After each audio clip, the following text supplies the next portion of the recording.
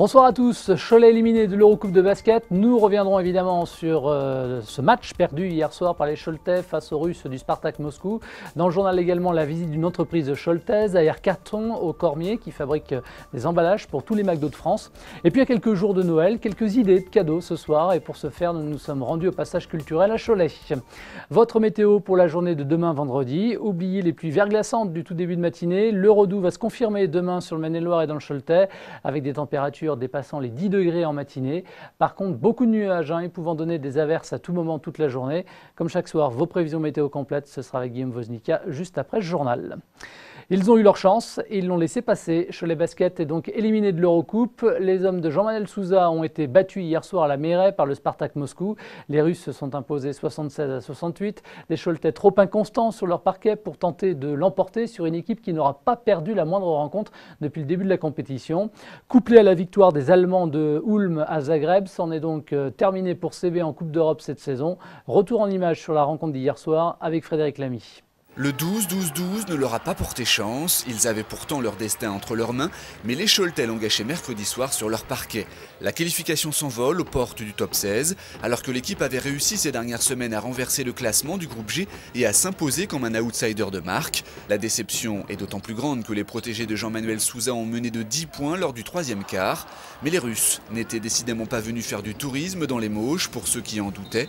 Sans s'affoler au moment où ils étaient les plus vulnérables, les joueurs du Spartak ont continué à garder le cap sans baisser les bras, une attitude payante qui leur a permis de revenir au score à la fin des 30 premières minutes et de prendre le large relativement facilement dans le dernier quart. Il fallait gagner ce soir, il ne fallait pas compter sur, quoi qu'il arrive, sur le résultat de Ulm. On n'était pas loin, on était à plus 10. C'est dommage parce qu'à plus 10 on relâche notre effort, là où l'équipe adverse, elle, a continué à jouer. Et c'est là où on perd le match. Ils ont des joueurs de talent, ils ont mis des shoots difficiles aussi à la fin. Mais bon, je pense qu'on les a joués les yeux dans les yeux ce soir. Comme à l'aller, mais bon, ça n'a pas suffi. C'est juste, on a un regret, c'est d'avoir été, comme je disais, à plus 10 et de perdre ce match. C'est vraiment dommage. Rien ne s'est passé comme les Choletais le souhaitaient hier soir. Les Allemands n'en demandaient pas tant. Pour rappel, si ces derniers s'inclinaient en Croatie, ils offraient le champ libre à CB pour le top 16. Un miracle de Noël qui ne s'est pas produit, bien évidemment. Mené au score de 18 points à la 29e minute, Ulm s'est finalement imposé de 5 unités sur le parquet de Zagreb, ne laissant plus aucune chance aux pensionnaires de la Meiret. Des Blancs et Rouges qui n'ont pas tous offert un jeu de qualité mercredi, à commencer par le meneur Terrell Everett, dans la ligne de mire de Jean-Manuel Souza. L'Américain s'est guère illustré devant les supporters avec -5 d'évaluation et 2 points compilés en 13 minutes 30 de jeu. On ne peut pas jouer, c'est un meneur qui est absent comme ça, on ne peut pas jouer. Il est absent en défense, il est absent dans l'organisation du jeu, il est absent dans sa performance individuelle, il est absent partout. Donc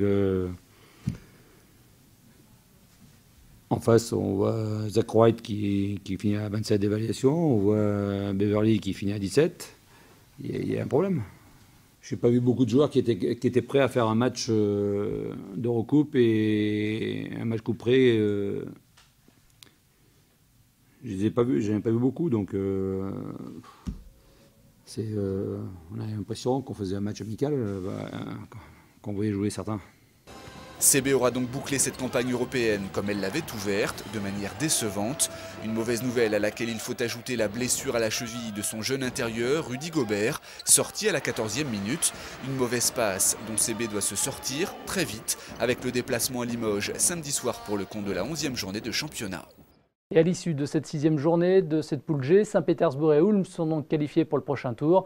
C'est donc terminé pour Cholet et le Zibona Zagreb. Cholet éliminé, c'est également le cas des clubs du Mans et d'Orléans dans leurs poules respectives. Et comme nous vous l'annoncions depuis le début de la semaine, la rencontre d'hier soir entre les Choletais et les Russes sera diffusée dans son intégralité ce soir sur notre antenne dans moins d'une heure à 20 h. Rediffusion demain vendredi après-midi à 15 h. Des Choletais qui auront à peine le temps de digérer cette élimination. Le championnat de Pro A reprend ses droits dès ce week-end. Samedi soir, elles seront sur le parquet du CSP Limoges. Dans l'actu de ce jeudi soir, un chauffard d'une quarantaine d'années a été interpellé hier midi par les gendarmes sur les routes de Chémilier. Au lieu des 90 km/h autorisés, il roulait à plus de 130.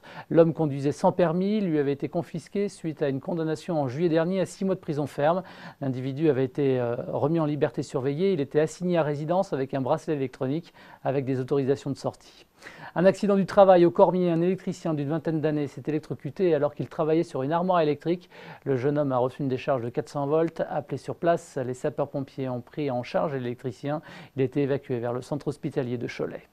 Et on y reste au Cormier avec la visite d'une entreprise hier, celle de AR Carton, l'entreprise choltaise spécialisée dans la conception, la fabrication d'emballages en carton, le pliage et le collage, travaille depuis maintenant 2 mois pour une grosse enseigne spécialisée dans la restauration rapide et le hamburger.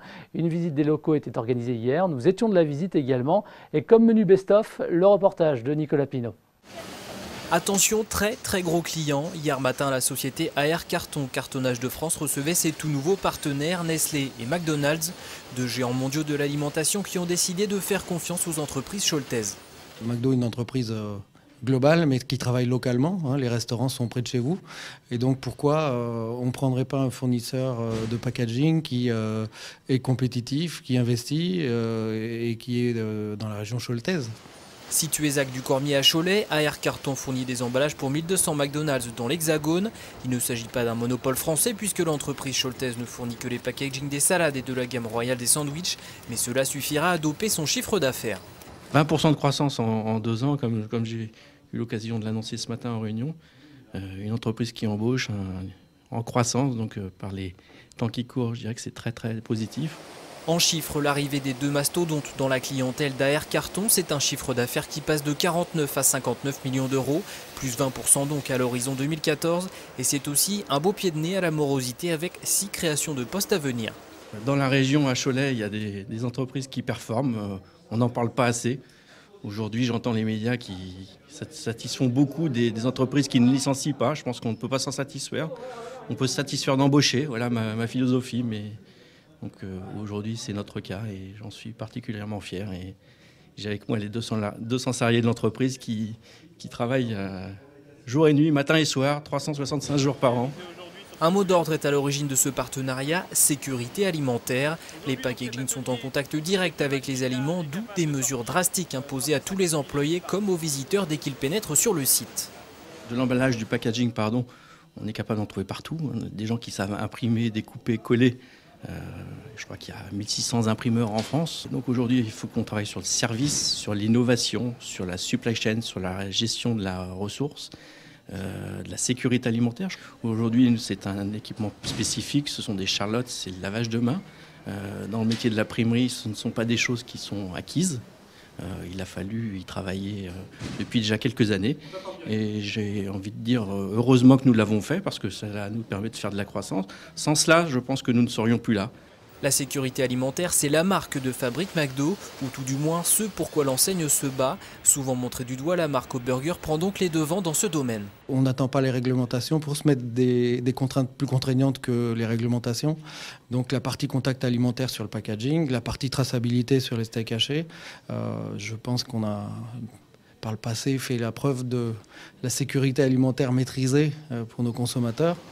Des emballages cartonnés de sandwich en passant par les sacs en papier pour les transporter, le packaging est donc omniprésent dans les fast-foods.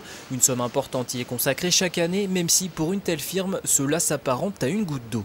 On achète 1 milliard d'achats pour l'ensemble des restaurants McDo France. Et le packaging va représenter 90 millions. Ça représente une part, on va dire, un peu inférieure à 10% de la totalité des achats. Le partenariat AR Carton McDo France a encore de beaux jours devant lui. Et chaque jour, il sort des usines AR Carton 5 millions de boîtes. On s'en va maintenant du côté de la Séguinière. En début de semaine, nous faisions l'écho des manifestations du Téléthon sur Cholet le week-end dernier, les 20 000 € de promesses de dons collectés. La Séguinière, toujours active chaque année sur le Téléthon, a organisé de nombreuses animations, elle également. Des animations qui auront permis sur place de collecter 11 000 € de promesses de dons. Comme au niveau national, une participation donc en recul, mais une mobilisation qui reste toujours aussi importante. J-12, nous sommes maintenant à 12 jours de Noël et les magasins et les grandes surfaces sont pris d'assaut par toutes celles et tous ceux qui ont encore des cadeaux à faire. Le budget moyen cette année pour tous les cadeaux de Noël est de 346 €, à en croire un sondage CSA. À 12 jours maintenant de Noël, pour les retardataires, quelques idées de cadeaux. Pourquoi ne pas privilégier, tiens, cette année, des jouets traditionnels, des jouets en bois, un côté rétro pour mieux coller à une ambiance vintage? Rendez-vous au Passage culturel Les Petits Pirates à Cholet avec Pierre Geneuvret. En ce moment, on a ce jeu-là. Donc, c'est un petit jeu un peu Tetris où il faut replacer les petites pièces pour remplir tous les trous et utiliser toutes les pièces. On a ce jeu-là où il faut ramasser des légumes et des fruits en faisant attention aux petits corbeaux. Sinon, on va avoir ce petit jeu-là où il faut trouver les formes identiques, donc plus pour les enfants. Et puis sinon, oui, encore tous ces petits jeux de logique avec des placements à trouver en fonction de stratégie. Oui, c'est des jeux de logique, de réflexion, un peu de stratégie aussi. C'est ce qui marche, voilà.